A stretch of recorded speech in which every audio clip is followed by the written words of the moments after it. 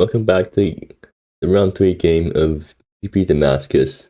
So Purplemurasaki is playing Tongue Twister Storm, and Mako is playing 5-color Lone Survivor. I think that's probably the nightmare matchup for Purplemurasaki because the Lone Survivor deck has a bunch of hate bears, and I don't think Purplemurasaki has a main deck answer to those guys.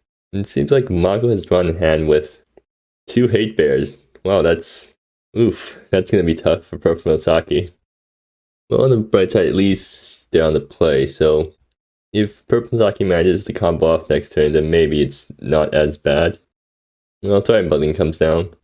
I think Mako is probably going to play Lone Survivor next turn. They can also play Fox Spear. It doesn't really matter which of these guys they play because they both tax by 1. So Purplemurasaki is probably going to drop Flatbolt Artisan here.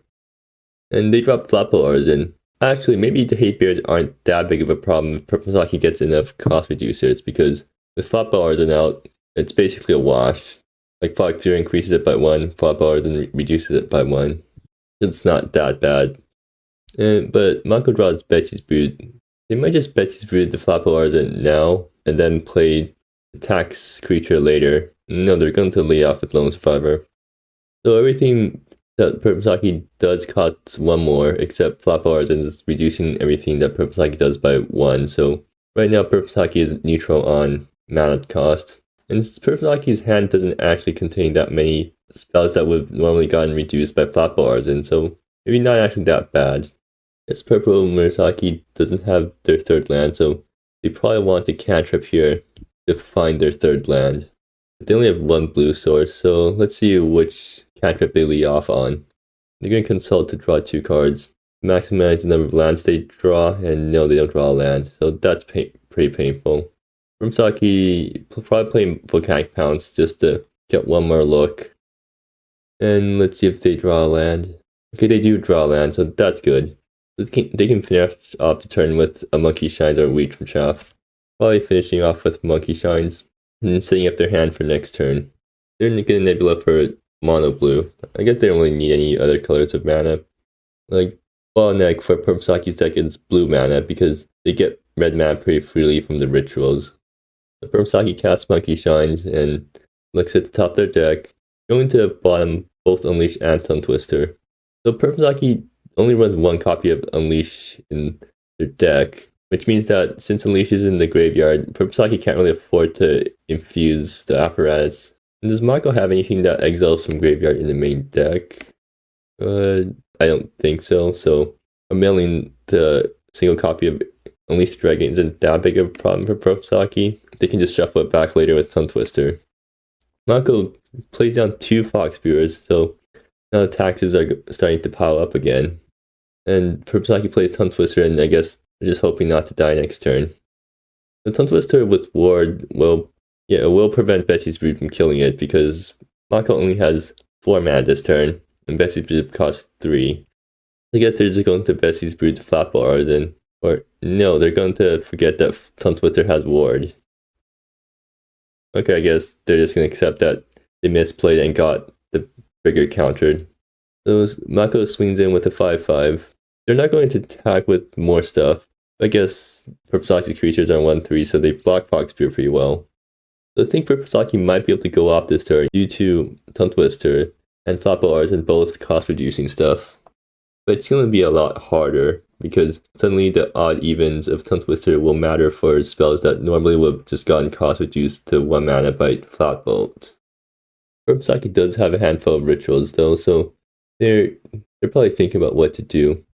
So with Flatbolt Artisan plus Tongue Twister, that means every even spell is reduced to its normal cost, because it gets reduced by 3, so it negates all of the taxes from the 2 Fox Spears plus the Lone Survivor. Purplemurasaki decides to tap out for Leaf Down Sizzle Mage.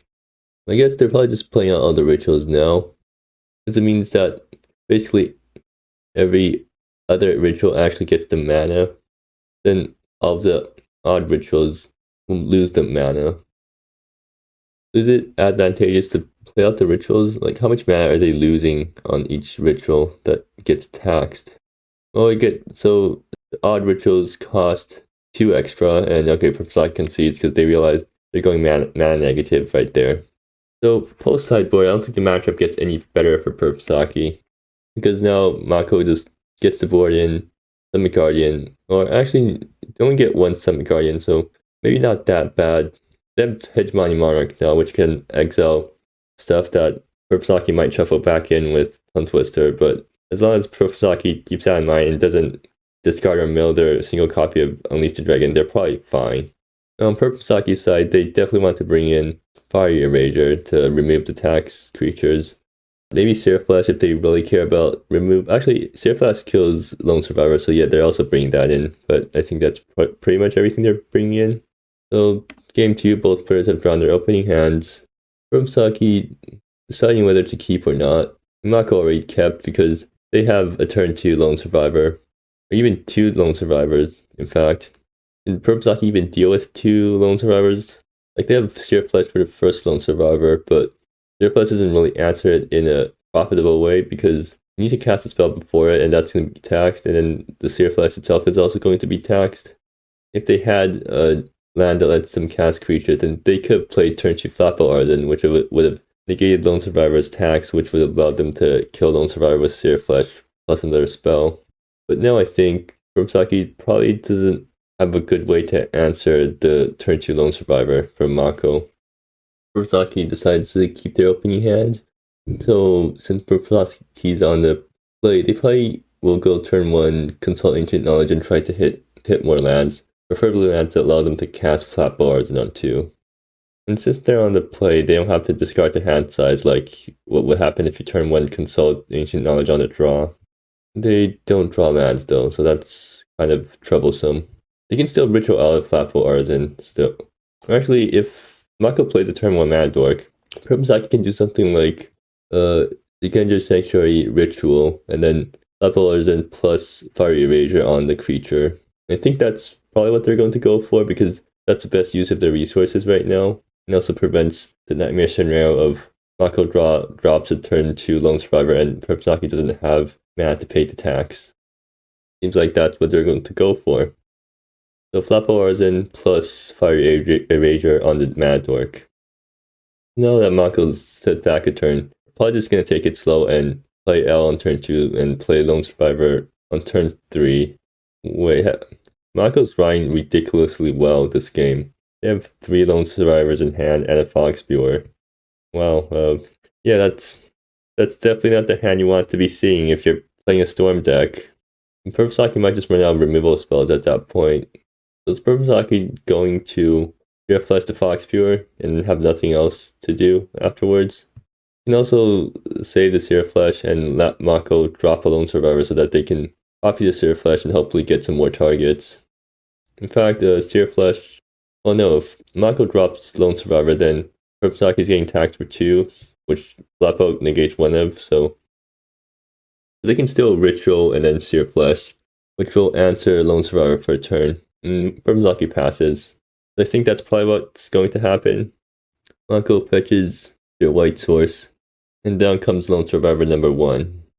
Purplemurasaki probably pretty happy that they have the answer to Mako's Hate Bears in hand right now.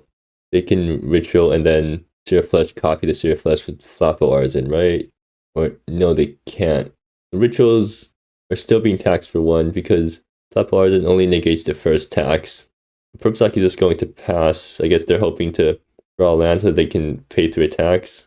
But fortunately for them, actually no, Lone Survivors can't really stack because they're humans, so if you play a second Lone Survivor, then it turns off the ability. I wonder if Mako realizes this. No, seems like Mako does not realize that Lone Survivors turn off each other. Oof, that's tough. Purplemurasaki not even going to block the Fog Spewer here. Okay, they are going to block, good. And Mako realizing that they definitely misplayed really hard there. As long as Purplemurasaki lets the Lone Survivors survive, then they won't actually have to worry about any future Lone Survivors because they also turn off each other. They are going to get whacked by these guys for a decent amount each turn, so maybe they do want to do something about that.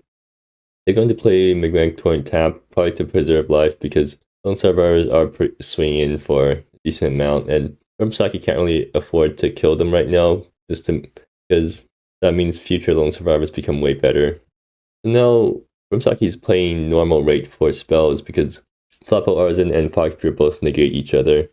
But Purplemurasaki might want to Seer Flesh the Fox Spear to get it out of the way so that now they get the cost reduction off Floppo, but they're just going to pass.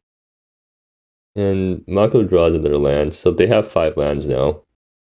And Mako swings in with other creatures. Purplemurasaki blocks the Fox Spear and takes 6. So Purplemurasaki is on a 2-turn clock now. And Mako can also play L and then 1 more Mana Dork, and that will flip L next turn. Although flipped L doesn't really stop what Purplemurasaki is doing. And yeah, Mako fetches a basic and plays Thriving Budling. Purplemurasaki does need to draw something here because all they have right now is Rituals and no card draw. If they can get Tongue Twister, then that's pretty good. Well, Consult Ancient Knowledge, yeah, that's also really good because that draws them into stuff. But Purplemurasaki might be able to win this turn. And they might just need to win this turn right now. I think, yeah, they're thinking about whether to Seer Flesh their Fox Spear first, so that the Rituals become 1 mana. Because Purplemurasaki right now has all the mana they need in the world, they just need cards now. And they might just want to copy one of the Consult Ancient Knowledges to draw 4 cards to ensure that they hit something decent. And if they're doing that, then they should Seer Flesh for, or actually not really, because in Consult, they're only going to get reduced to 1. But they want to Ritual first because they don't have mana otherwise, right? Yeah, so they need to Seer Flesh Fox Spear first so that they can Ritual for 1 and make a bunch of mana and then Consult and then copy with Flat Bolt and then hope to hit something. So yes, Seer Flesh killing the Fox Spear. Then Purplemurasaki is going to lead off with Leaf Down Sizzle Mage, I guess. Or maybe they might also want to. Okay, they're going to Leaf Down Sizzle Mage first. So mana colors will be a slight concern. This is something annoying that you have to keep track of. But Purplemurasaki is probably going to Scintillate now. Now that they get to 5 mana and you can copy a Consult and still have mana left over for more Rituals later. No, they're not going to copy the Consult. I feel like that's a bit risky. Or, okay, they are going to copy the Consult. And, okay, yeah, they do have enough mana to do that. Although they tapped out a blue source. I guess Segunda is also a green source in case they draw Conjure Realities. And, yeah, there's Conjure Realities. So, they might just look... Okay, they also get Tongue Twister. That's really good. Right now, they probably want to play out all their Rituals. And then they can conjure for Infuse Apparatus, and then Infuse will let them copy some more Rituals and draw some more cards too, and that might get them there. Purplemurasaki can't exactly play Tongue Twister right now, or they can, but it's a bit annoying to get down. So Scintillate's basically 2 mana each, so Purplemurasaki has a virtual 7 mana in hand, but Conjure Realities might be able to change that.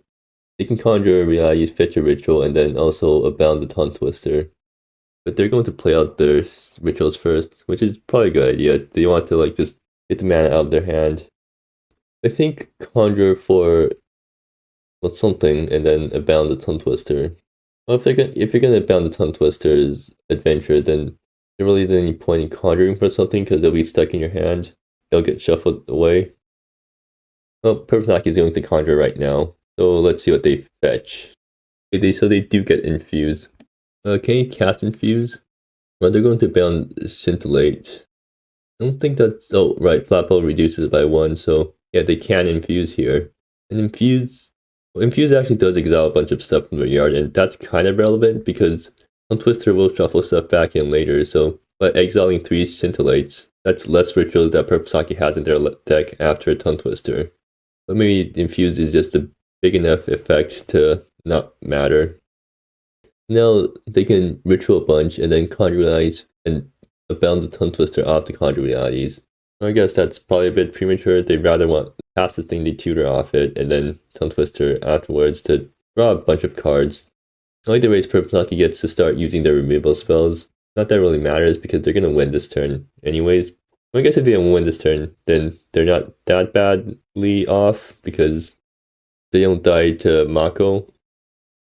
Something else Purplemurasaki can do is... Well, they're going to conjure first, so... And they're going to find Unleash the Dragon. Is that lethal yet? Well, Mako says it is, so... Yeah. Didn't expect Purplemurasaki to win game 2. I guess they won because Mako didn't realize that lone survivors turn off each other. And now in game 3, since Mako's going to be on the plate, Purplemurasaki won't be able to get down their Flappo Arzens before Mako gets an opportunity to play down the Hate Bears, and I'm pretty sure Mako probably won't make the same mistake about playing 2 lone survivors again. I think game 3 is going to be really tough for Purplemurasaki to win. But maybe Mako just draws a bad hand with not enough Hate Bears. But for the first 2 games, Mako has been drawing a really ideal hand for this matchup. Those Mako draw the nut draw. Holy crap.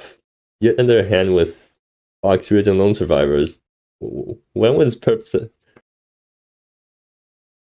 Mako getting these types of fights when they're playing against creature decks? Well, now Purplemurasaki is in really big trouble because they also don't have Flappo Rs in here, so they can't do the cost reducer thing to get out of under Fox Spear. So if Mako goes for turn 2 Fox Spear, then Purplemurasaki is probably just going to respond with turn 2 Sear Flesh.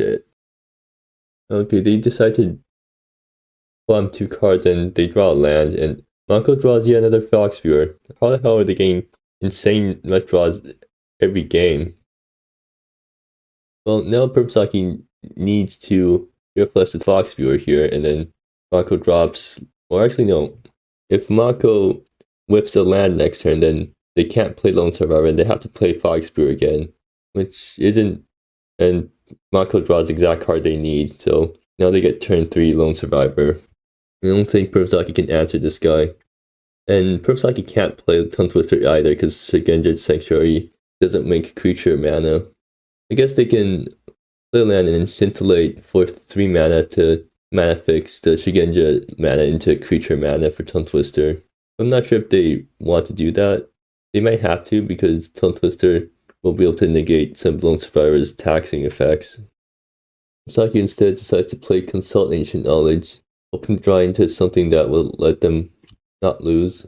He's up 2 Tongue Twisters, and that might be good enough because next turn Purplemurasaki has the mana to play Tongue Twister, and then playing Tongue Twister is odd, and then now they're at evens, which will make their next spell 2 less, which will negate the taxing effects of Fox Spear plus Lone Survivor.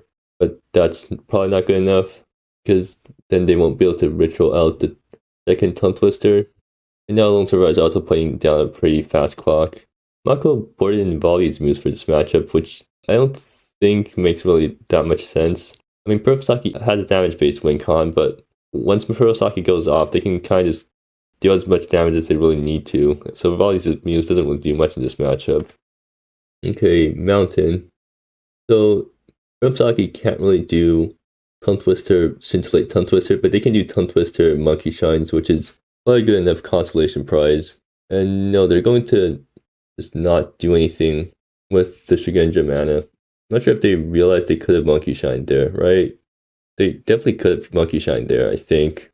No, Mako draws Summit Guardian, and that's even more salt in the wound. I honestly have no idea how Mako's drawing all of their Hate Bears this game, and the past 2 rounds too, or past 2 games. Yeah, I don't think Purplemurasaki can win through this. And they can definitely try, and like Tongue Twisters are doing a pretty good job at attempting to cost reduce stuff, but that's just too much tax to pay through. So there's Tongue Twister, and then now that they're even, their next spell costs 4 less, which actually does go through the tax. If Purplemurasaki had removal spells here, then they could play it and then try to get back in the game, but they don't have any removal spells. And yeah, they're just going to concede. And this is Purplemurasaki's nightmare matchup. But even then, they got insane draws all 3 games, drawing basically all of the Hate Bears and nothing else. And Purplemurasaki actually did manage to fight through such a Hate Bear heavy hand in game 2, although Mako kind of misplayed by turning off their own Lone Survivors. I think Purplemurasaki might have had a chance if they managed to, well, not really, because they had to deal with the first turn 2 Fox Spear, so they didn't really have a chance to ritual out the Tongue Twister before Mako started dropping more Hate Bears. But yeah, seems like Storm is pretty easily hated out, as Purplemurasaki mentioned before.